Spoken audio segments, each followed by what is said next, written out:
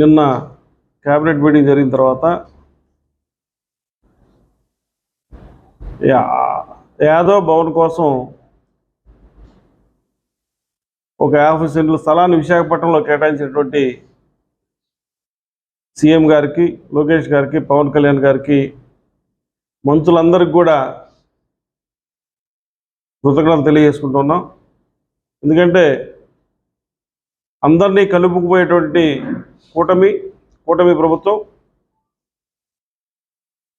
అడిగిన వెంటనే క్యాబినెట్లో అప్రూవల్ చేసి 50 సెంట్ల స్థలం, అంటే సుమారుగా మేము ఎంక్వైరీ చేస్తే 50 సెంట్ల స్థలమే 6-7 కోట్ల రూపాయలకు సంబంధించినటువంటి ఉన్నట్టుగా తెలిసింది మాకు.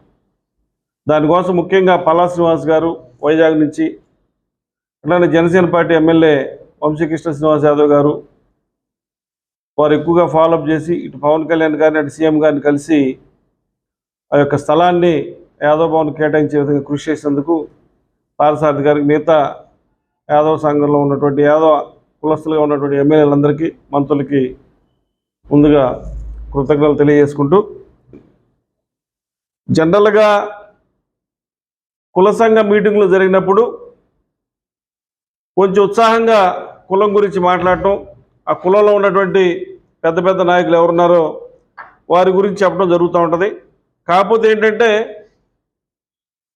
నేను జనసేన పార్టీలో సభ్యుడిగా ఉంటూ, జనసేన పార్టీ నాయకుడిగా ఉంటూ ఓ పార్టీకి సంబంధించినటువంటి వ్యక్తిని సమర్థించానని, అంటే ఆ రోజున ఆ యొక్క మాట్లాడినటువంటి మాటల్లో జరిగి ఉండొచ్చు, అది జరిగింది కూడా, చిన్న పొరపాటు జరిగింది అది. కాకపోతే నా ఉద్దేశంగా ఏంటంటే కులస్తులకు సంబంధించినటువంటి మీటింగ్ కాబట్టి అంతవరకే దాన్ని చూడాలి, దాన్ని ఎవరు కూడా దయచేసి పార్టీ పరంగా చూడొద్దని చెప్పి కూడా మనం చేసుకుంటా ఉన్నాను నేను.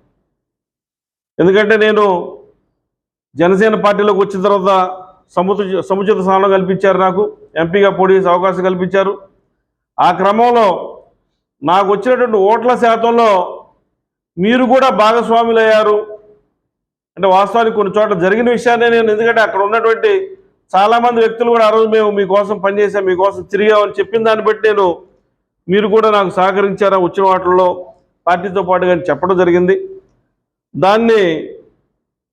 విషయాన్ని నేను చెప్పడం జరిగింది. దాన్ని వేరే రకంగా, అంటే కొంతమంది పార్టీ పరంగా నేనేదో మాట్లాడానని, పార్టీని తక్కువ చేసి మాట్లాడని చెప్పి అనుకుంటా ఉన్నారు. అటువంటి అపోహలు పోవద్దు. కావాలని చేసే వారి గురించి నేనైతే మాట్లాడను. ఎందుకంటే నా గురించి తెలుసు, అందరికీ నా చిత్తశుద్ధి ఏంటో తెలుసు. నేను ఎక్కడున్నానో అక్కడ బలంగా ఆ పార్టీ కోసం పనిచేస్తాను, ఆ కేడర్ కోసం పనిచేస్తాను. నా యొక్క నైజమే నేను ఉన్న చోట బలంగా ఆ పార్టీని ముందుకు తీసుకెళ్ళడం. మా ముందున్నటువంటి ఒకటే లక్ష్యం, ప్రస్తుతానికి రాబోయే ఎన్నికల్లో, ముందుగా రాబోయే కార్పొరేషన్ ఎన్నికల్లో దృష్టి పెట్టాం.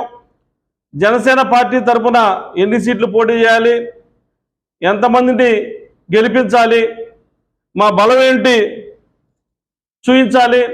ఏదైతే పవన్ కళ్యాణ్ గారు 100% స్ట్రైక్ రేట్తో ముందుకున్నారో, ఈ యొక్క ప్రపంచంలోనే ఎక్కడా కూడా లేనటువంటి విధంగా 100% స్ట్రైక్ రేట్తో ఉన్నారో, అదేవిధంగా కూడా ఆయన ఆదర్శంగా తీసుకొని మేము కూడా గుంటూరులో స్థానిక సంస్థల ఎన్నికల్లో 100% స్ట్రైక్ రేట్ సాధించడం కోసం మేము కృషి చేస్తూ ఉన్నాం.